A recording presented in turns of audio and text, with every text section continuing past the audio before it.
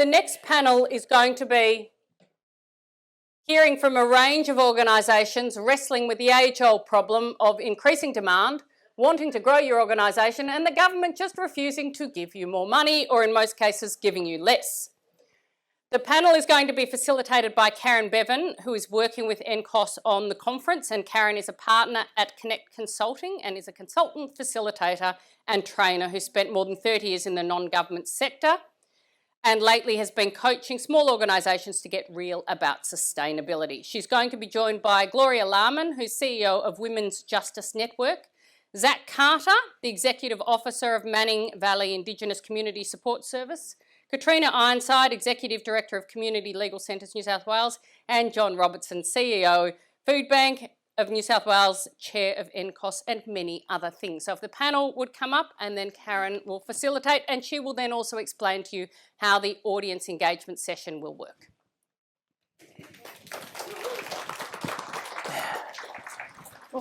Lights are a bit bright. Charge my phone. We're all good. Welcome, everyone. It's wonderful to have the opportunity to talk about organisational and sector sustainability, which is, I think, a theme underlying some of the stronger themes we've heard here today around the importance of getting alongside and listening deeply and with intent to action. But I think underneath that, we've been talking about the invisible social infrastructure that actually keeps our communities strong and enables us to respond when crisis happens. And I think a great point that was made in the last panel was that we've got to invest in the good times in order to be resilient in the tough moments.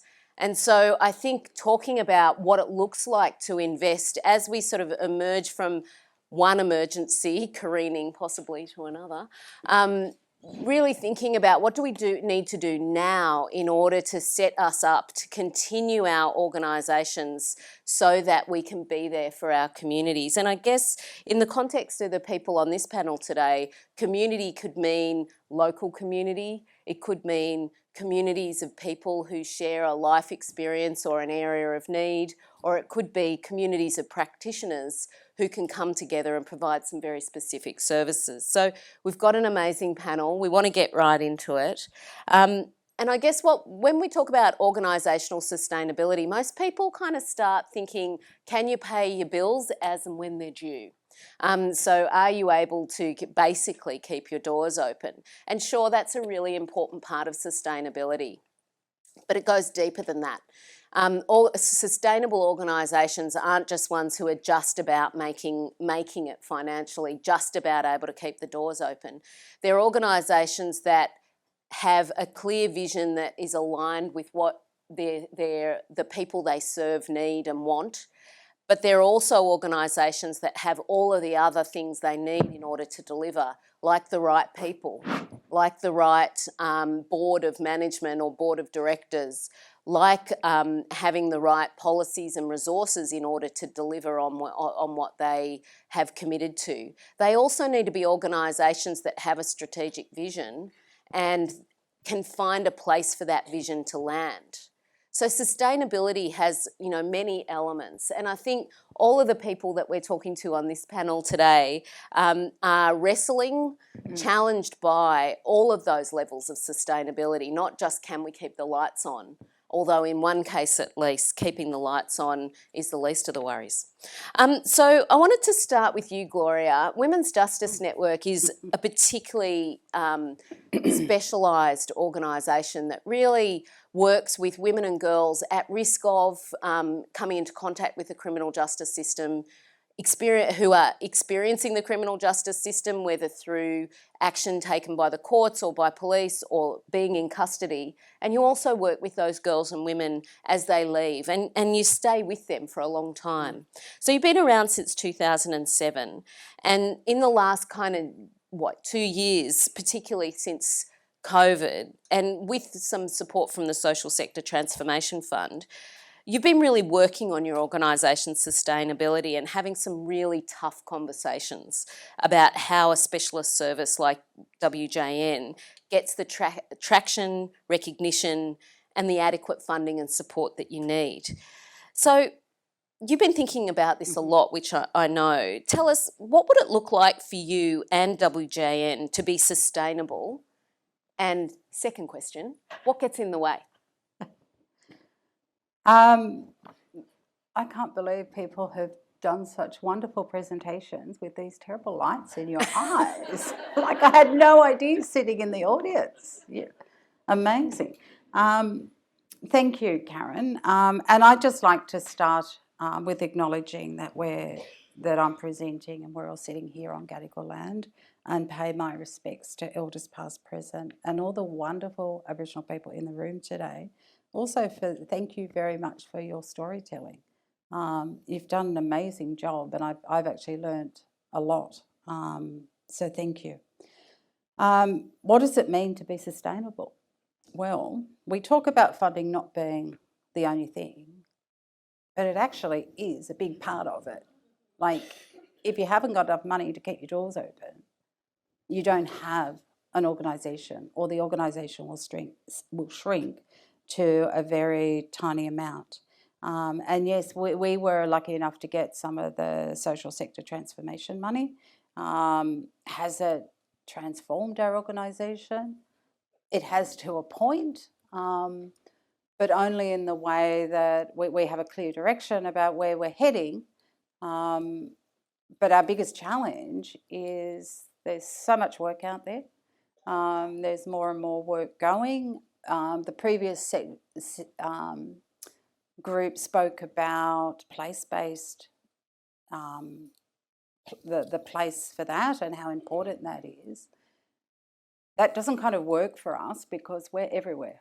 When someone goes to custody, they come from one location. They go into custody, they come out, and they could end up anywhere.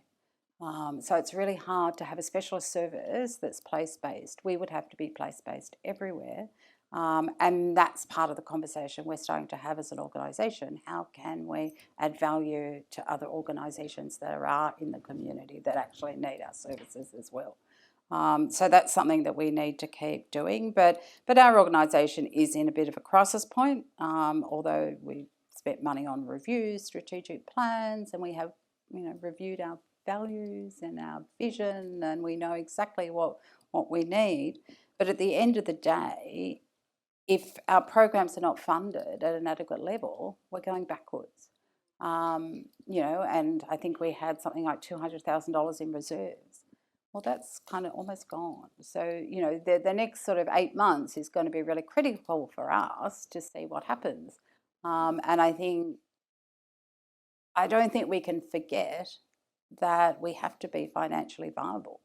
And we have to have funding that actually adequately brings into account all the components that government want from us, especially in terms of, when you're a small, nimble, specialist organisation, you can respond and I think the person, I can't remember your name, from the local association, said that, yes, government came to them and said, can you do this? And of course you put up your hand, but then you stop and think, actually, you're not giving me any more money to do all this extra work.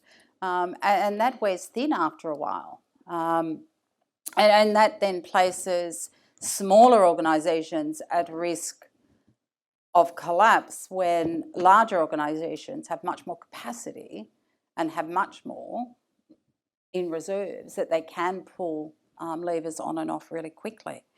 I've forgotten your second part of the question. So what are the things that, so you talked about what's getting in the way is essentially being insufficiently resourced to do the work and the volume of work. And I know for you, the kind of work you do, you're resourced for part of what you do, but with your mentoring for women, which lasts as long as women need it, you haven't got a partner that's, signing up to say, we'll continue that support. And yet what we know about women leaving prison is that time, staying alongside them for months, years, is really critical. Yeah. And we absolutely, and I think when you experience so much trauma, and most women that go into prison, most people would be aware, have experienced a lot of childhood traumatic events. So that they've then ended up in the criminal justice system by no real fault of their own. It's through what's been perpetrated against them. So now I've lost my train of thought now too.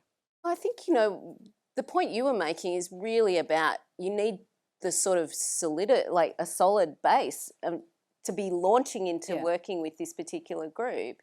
So that sustainability includes not just, enough. It's more about that longer term, isn't it? It is about the longer term, and also about the other key element for us is the involvement of women with their own lived experience of prison. And that to us is really, really important. And we have that right through from our board. We have a lived experience advisory panel. We have lived experience workers. But when you've also then got to manage what does that look like when you've got people that have had a lot of trauma also supporting women with trauma. So, and that's a whole unfunded area of work as well. But it's so important. You've got to have their voice as part of the conversation, and they have so much invested in what happens to that woman when they're walking alongside somebody. So it's complex. I think there's so many competing demands on organisations. But I think we obviously need a mix of funding, and I don't want to harp on about funding, but I do think funding is part of the answer. Yeah. Like you can't sustain what you don't have to do, and I don't think it's fair. And people have spoken about this too, that just because you're going through and stepping up and doing all this extra work, it's not okay that our sector remains unfunded. Like it's not okay. Like you wouldn't ask people working for Coca-Cola or BHP or whatever to work and not get paid for it. I think the whole sector has to kind of almost step up. And I've been doing this work a long time too, like many of in the room, and it's like we're still having some of the same conversations. So. Well, that's a great segue because, Zach, your organisation really stepped up for your community in the Manning Valley in COVID. You've got about 200 clients. So right now you're supporting around 200 people doing, more than 200 people doing some pretty intensive work, court support, working with families, working towards restoration. You're primarily working with Aboriginal families. And I just wanted to note that you're doing this with $0? Yeah. Pretty much. So Manning Valley Indigenous Community Support Services, or simply MVICS, we were created in response to the Healing Forum that we heard about earlier, and we've created all of our programs due to identified community need. And with that, we are supporting over 200 clients in a holistic sense, whether they're coming to us for a fuel voucher or whether they're coming to us to help with a DCJ restoration or any other support, really. And with that, we're willing to grow and expand and so on, but at the end of the day, without funding, that's next to impossible. We're an Indigenous-focused organisation with community aims and holistic service. We've had initial hiccups when it comes to our business registrations, funding being held because of the election, which is no fault to any of us, that the change in government should put any stress on our clients or our supports. Because at the end of the day, the government isn't the ones who are the ones in crisis. When it comes to being led in circles by our local level of DCJ, when it comes to funding agreements, contract support, casework support scheme, anything, we are led in absolute circles and told to jump and meet all of these case plan requirements when they're not willing to support us. Oh yes, we'll put you forward for a tender, we'll put you forward for this, we'll put you forward for that, we'll send your information to higher levels for accreditation. Still not getting done.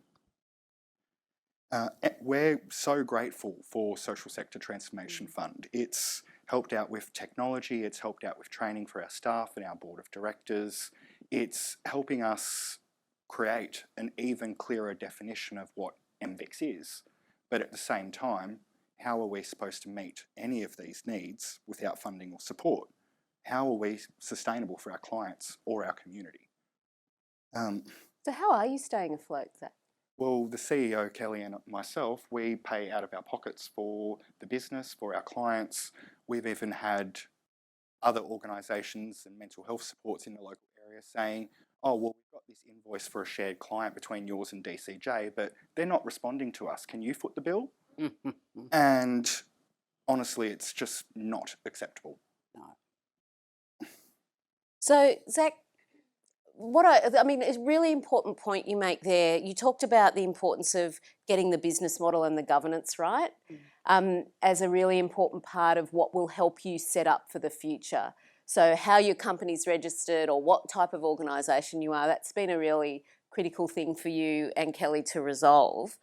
But you're on that journey now and you're working out your board. I mean, you're a startup, but you're a startup in the middle of a major crisis, trying to work with a community where demand has already outstripped supply. There are other organisations in your area, but demand has way outstripped supply. So, Zach, what do you hope for? What would you like where would you like to land with your organisation and the work you do? Well, essentially, we would like to continue providing all of our supports for our community. We would like to help other organisations as well as our own replace the supports that were lost during COVID, that funding didn't allow during COVID, that face-to-face didn't allow during COVID. And we want to keep the responses going and keep the accountability within the community, because at the end of the day, we're here to serve the community. We're all in the not-for-profit sector. We're all filling in the gaps of DCJ, of New South Wales Health, of any health across the board. And we're the frontline workers that pick up the dirty work. We need DCJ and other organisations to actually acknowledge community identified needs within the sector, and not wait until they want to dangle a grant in front of our faces when we've been waiting 8 months, a year, or whatever for these supports. So an incredible example of responding really quickly to community, but also around sustainability, having to think through some of those steps while, basically you're walking and chewing gum. You're trying to set up right so that you can keep going at the same time as respond to the demand in your community. So let's go to community legal centres, Katrina. CLCs, most of you would have either partnered with, connected with some kind of CLCs. We heard earlier from Tu, and she talked about the work Marrickville Legal Centre has done. We've heard it referenced a few times. And, you've got 20 CLCs location-based, more than 20 specialist services, everything from the Animal Defenders Office to the Youth Law Australia. I mean, surely such a vital role, and they're everywhere. And don't lawyers get paid lots of money all the time? So your sector must be set up right to thrive and do the work, because there's so much work to do, right? Is that correct? I think CLCs are exactly the same as every not-for-profit. No, we are not set up to thrive and grow to meet need. And I think everybody, if I asked you the question, would say no. But surely CLC. So, I mean, I'm just, playing with the kind of cliche about about lawyers and Those legal lawyers, services. I think a lot of people would assume that CLCs would have to have a reasonable kind of financial basis in order to go forward, because surely just employing lawyers means you have to be well funded, doesn't it? Our lawyers are mostly on the Shads Award. Yep. So, and we don't keep up with the costs of funding like everybody else. We don't get indexation. We don't get, all the things that we need to pay our rent and those sorts of things. A couple of our centres have no funding at all, and others, are quite well funded, but unmet legal need continues to grow, and that's not being funded to support people. I think most people work in not-for-profits for a reason, and broadly it's to make the world a better place. But I think that comes with this idea that means we don't need to be paid properly, we don't need good conditions. And even looking in this room, I see representation of not-for-profits, which is mostly women, mostly people with caring responsibility, people with disabilities, people with lived experience, LGBTIQ, culturally and linguistically diverse First Nations people. Why do we all do that work? All for the same reason, and it's not expected that we'll get paid the same as government. Why not? When did we become the dinky people that don't deserve to be paid properly, when we are professional organisations with skills, with, you know, we've listened all day to people talk about incredible experience and skills, and to hold together a not-for-profit during COVID is a feat in and of itself. And I think to continue to do that sort of work, we need to be recognised for what we do. And I'm really concerned about staff, because when we talk about funding, what we're actually talking about is paying our people properly and making sure that their well-being is looked after. How many of you have all done the professional development you should have been doing in the last few years? How many of you have gone and had, I don't know, some trauma-informed practicing, some debriefing, all of those things? We all put it aside and keep just doing the work, and what's going to happen is this whole sector will tip over. And we can see it already, because we can see that we cannot get staff, and that's everywhere. But we compete for our staff, we compete with legal aid, we compete with the private profession, and we can't compete. We can't compete on salary, and we can't talk about, oh, we're more flexible. That just means you can pick your kids up at 3 o'clock. That is not a flexible workforce. And by the way, COVID has allowed everybody else to do that. Yeah. So it's about time, I think, and I've been around for a lot of years and I'm pretty jaded and a bit tired. No, Who isn't? we're not seeing Who that. isn't? But it's about time that salaries were raised to competitive levels, and that we built in things like professional debriefing and professional development, and we looked after our staff, because staff are all we've got. Because if we don't have staff, we can't provide the services. Yeah, very challenging. And so I guess, you know, we've identified that, you know, we need the money to keep the doors open. We do need actually a massive investment in our people. So our people are our sustainability. And also we need to think about governance and all of those things. So I'm going to throw it over to you, John Robertson, Chair of the NCOS Board. Not a stranger to anyone here, I imagine. And John, you're not new to the story of the width and breadth of the social services sector, or the challenges that, you know, the organisations here to face. You're the CEO of Food Bank. Food Bank is a very large organisation, and you have a really different scale of operations. But your distributors are small organisations. We met some of them here today, and they bring the arms and legs. So how do you think we can value and support these organisations more effectively? Or, John, is it just that someone else is waiting in the wings to come in if they fall over? So maybe I'll start with the Food Bank model and what attracted me to Food Bank. I mean, I volunteered with Food Bank pretty much the whole time I was in politics. And one of the things that attracted me to Food Bank was the financial sustainability model that Food Bank had set up, which sometimes, you know, is not properly understood, but it's then changing the way we think. And just to build on Karen's piece about changing the way we think as a sector, which might be controversial, but I've been CEO for 2 years, and I've been taking my board on a journey about changing the way we think about what we do. So just as one example, and we were fortunate enough to be in a position to do this, but before Fair Work handed down their increase the minimum wage, I went to the board and said, we should be at the very least increasing salaries for our staff by whatever inflation is, so that we're actually maintaining real value. Now, I didn't have an argument with my board. I was very lucky. They all embraced that and we moved forward. But it's about changing that thinking, that if we are in a position to do that, to actually do that.